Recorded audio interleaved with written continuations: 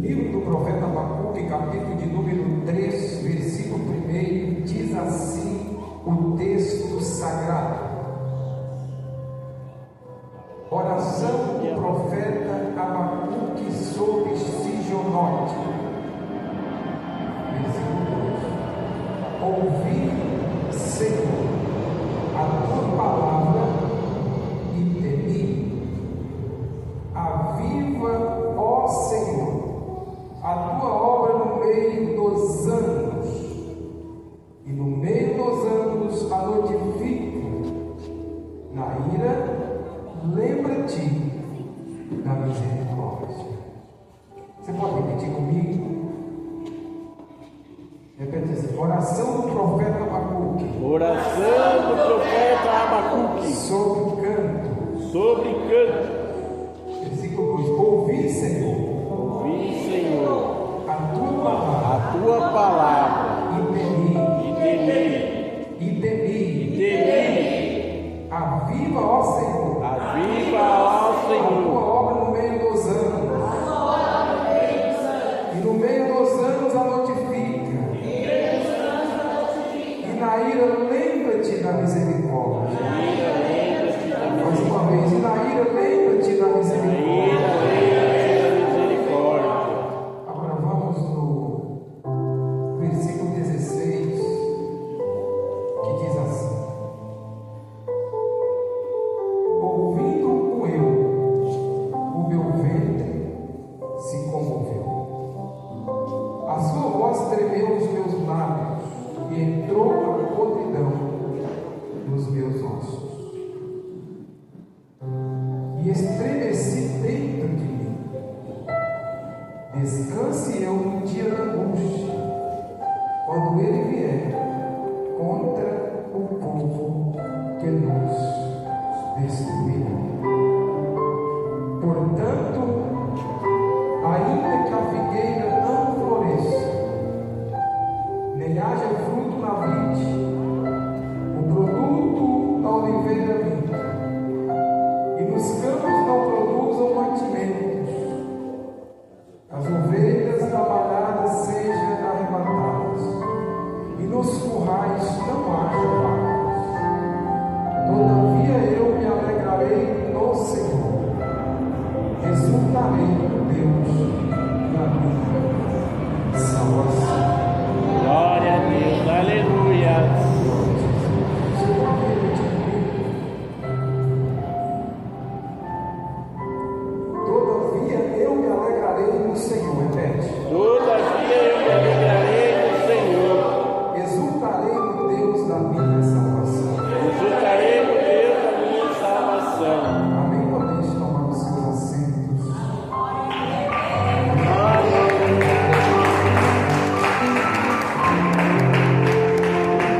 Agradecido seja Deus para todo sempre do nosso vida. Que a sua palavra é eterna, jamais cairá por terra. Abrimos aqui no livro do profeta Abacuque, onde está inserido o tema dessa festividade, um congresso, né? Na verdade, é de oração, mas né? É buscando a resposta de Deus, mas são 5 dias clamando por resposta e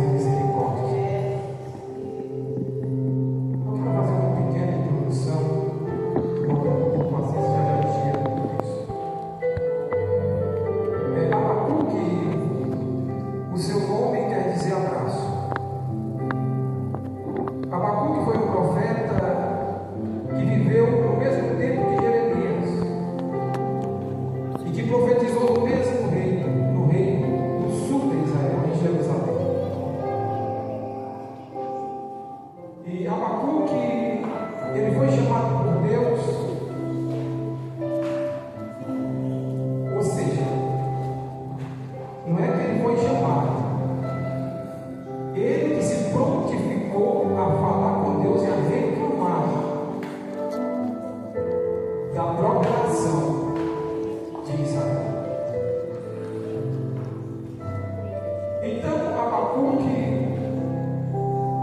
ele deixa essa escrita em 607, no período em que Joaquim governava em Judá.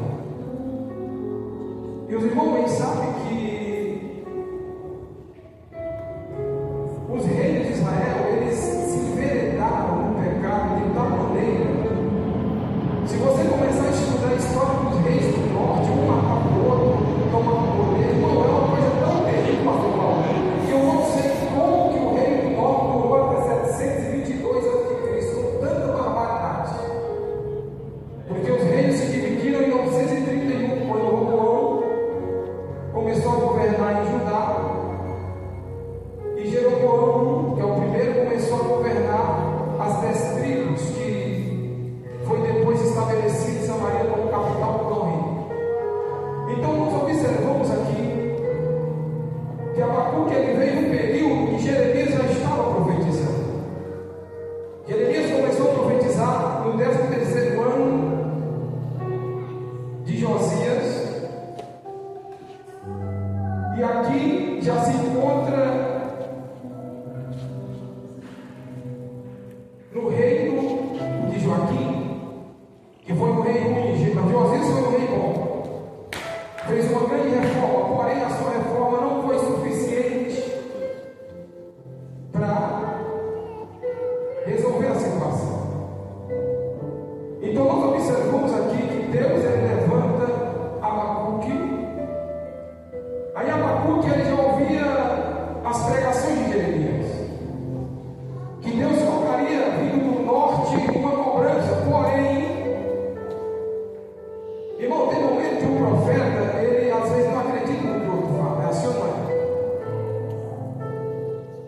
Não que ele não estava acreditando, mas Abacuque, ele chegou no ponto que ele começou a reclamar com Deus, por causa da violência e do pecado que acontecia em Judá, e começou a entregar o seu povo na mão de Deus, dizia: Senhor, até quando eu vou ver violência? Até quando eu vou gritar e o Senhor não vai me ouvir? Eu vou clamar e o Senhor não vai me ouvir. Capítulo 1. Como diz aqui, o peso, uma palavra pesada, o peso que veio, uma visão que Abacuque recebe um peso sobre Israel, ou seja, sobre uma sentença que Deus cobraria no reino do sul. Então nós observamos aqui que o profeta Abacuque, ele faz uma reclamação com Deus. Aí Deus ele responde, ele decide responder ao profeta Abacuque. E quando Deus traz uma resposta, ele fica mais alarmado do que antes. Porque a resposta de Deus quer dizer que Deus cobraria da sua nação pelo seu pecado por um rei que era mais ruim do que aquele povo, que era o rei Nabucodonosor, o rei de Babilônia. Então, naquele período, Babilônia já havia destruído os sírios, os assírios, em 612. Então, a única potência mundial que predominava naquele período era a potência de Babilônia, o reino de Babilônia, porque os assírios haviam dominado por muitos anos, por mais de 100 anos, mas chegou um momento que Deus ele permite se levantar uma outra nação para cobrar do reino da Síria o que eles haviam feito com o reino do norte de Israel, destruído em 722. E aí Deus cobrou deles usando os babilônios. Olha só, para entender o ponto que chegou até aqui. Então, quando o reino da Síria cobra do reino do norte de Israel e destrói por completo, aí o que acontece? Aí vem a Babilônia e destrói a Síria. Só que ainda havia uma potência que era o Egito. O Egito era uma potência. Havia 3.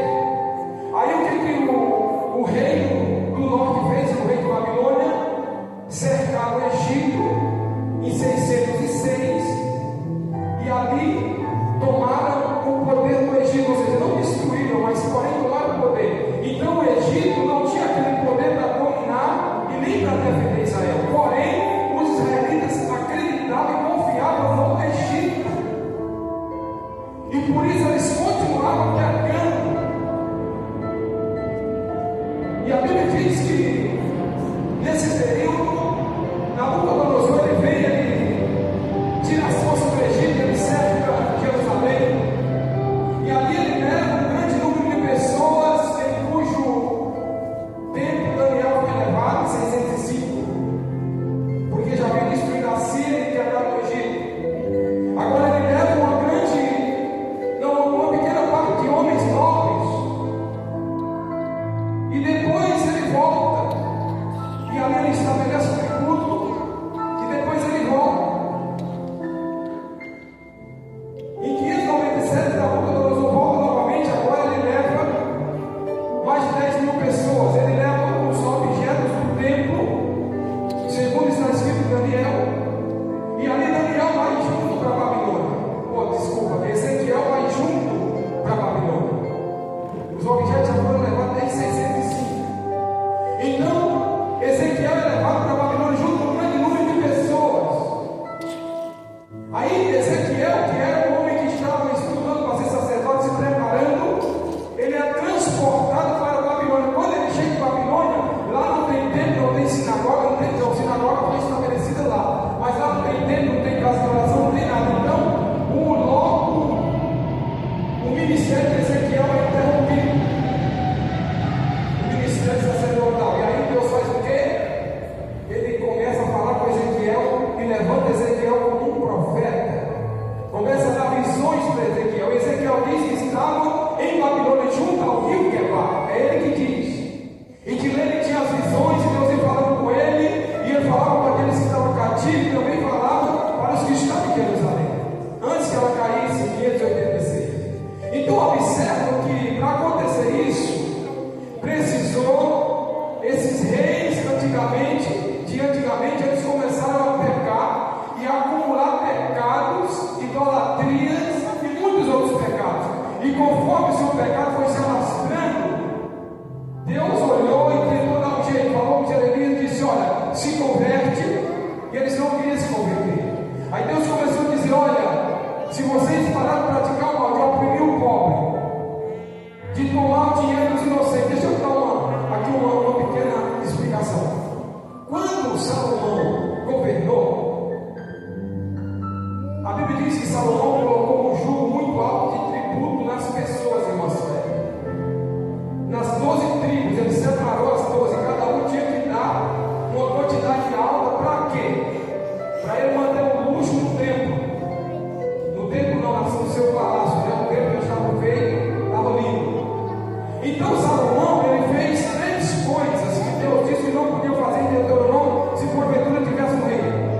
Não podia acumular para 5 cavalos, para não confiar nos cavalos, para confiar em Deus.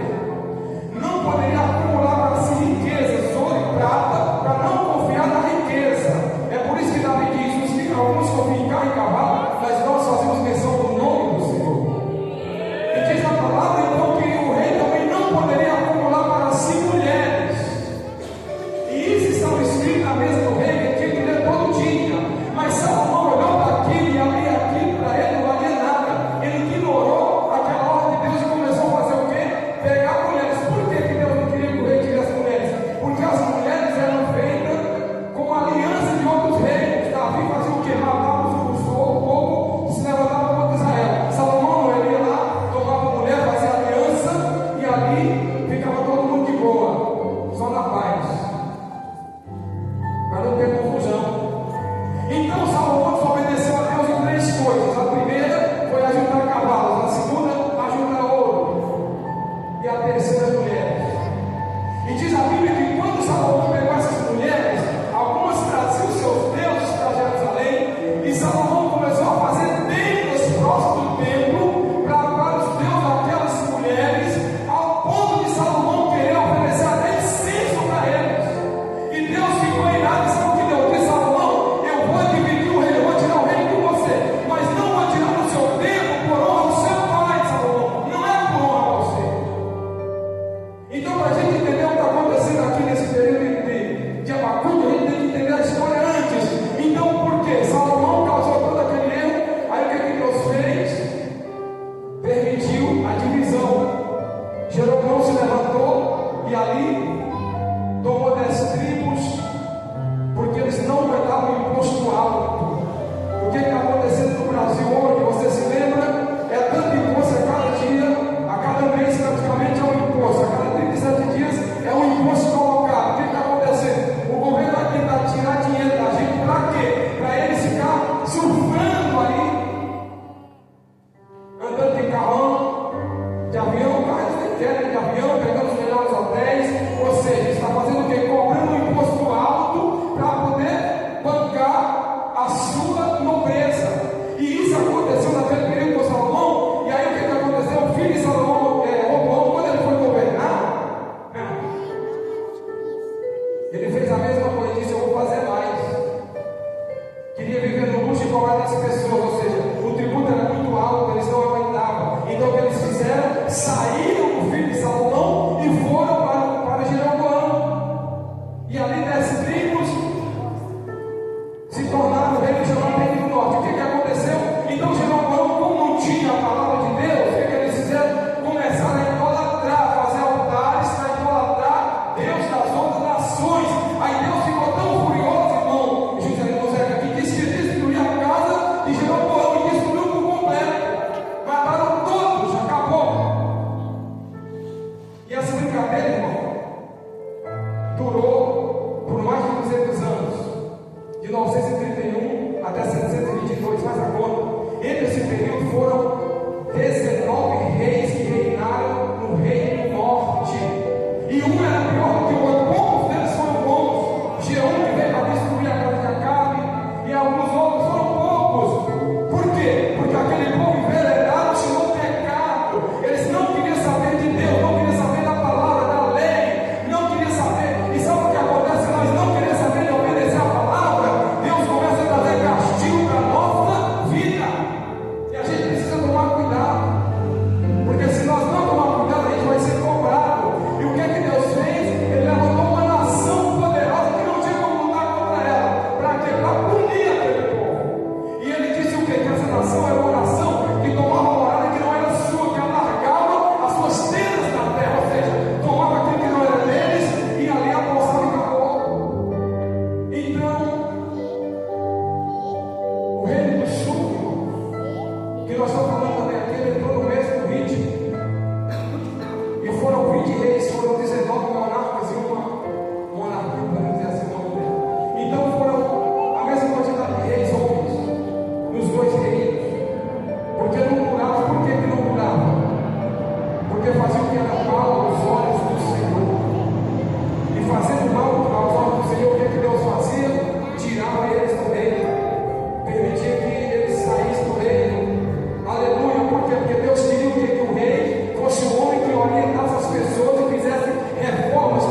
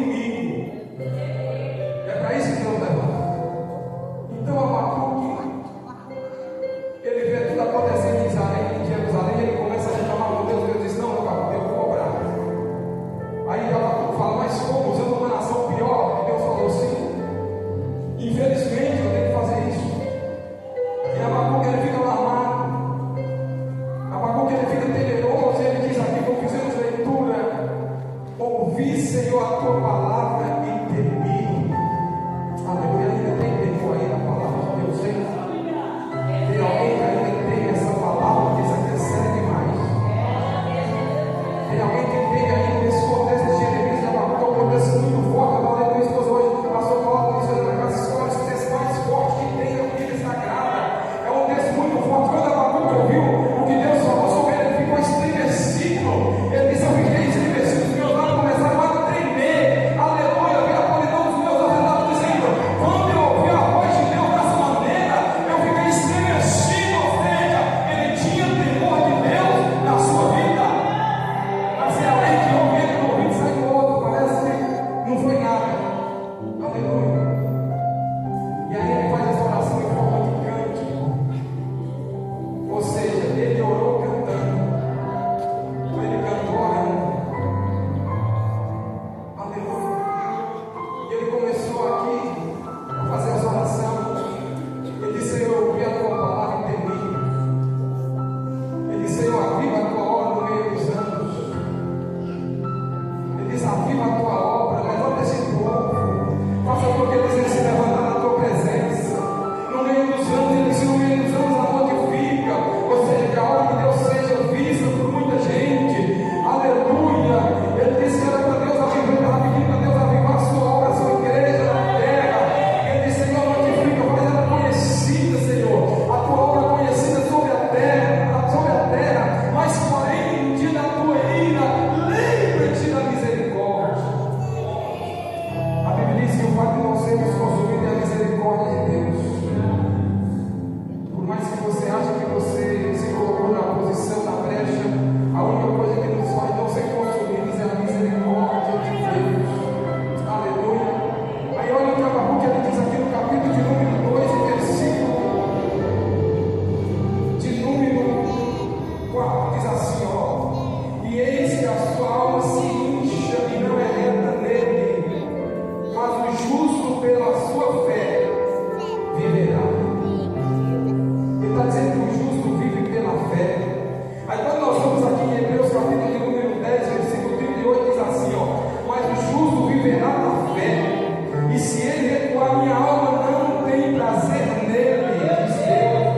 Quando nós vamos em Hebreus capítulo 11, versículo de número 6, ele diz: ora, sem fé é impossível agradar a Deus, ou agradar-lhe, porque a necessidade que aquele que se aproxima de Deus crê que ele existe, é agradar aqueles que o buscam. Aí se nós viermos aqui até a carta escrita por Paulo aos Romanos, no capítulo de número 1, por letra melhor, diz assim, ó: aos Romanos capítulo de número 1, versículo 17: porque nele se descobre a justiça de Deus, de fé em fé, como está escrito: mas o justo viverá pela fé. Aleluia. É por isso que Abacuque ele chega aqui nesse momento, aleluia, no capítulo de número 17, versículo de número 17, capítulo 3 do centro de leitura, e ele diz assim: porque ainda que a figueira não floresça, nem haja fruto na vide, o produto da oliveira minta, e os campos não produzam mantimento, e as ovelhas sejam arrebatadas nos currais e não haja gado. Irmão, como que você vai viver se não tem mantimento? Vai comer o que? Feijão? Feijão e arroz no Brasil. Lá eles comem muito trigo, para muita coisa, e aqui também a gente usa. Se não tiver feijão e arroz, você vai comer o quê? Ah, vou comer pepino, se não tiver pepino. Aquele outro chuchu, se não tiver. Se os campos não produzirem, nós vamos comer o quê? Se não tiver carne, você vai comer o quê? Nem de ovelha, nem de vaca. Como que nós vamos comer se não tem alimento?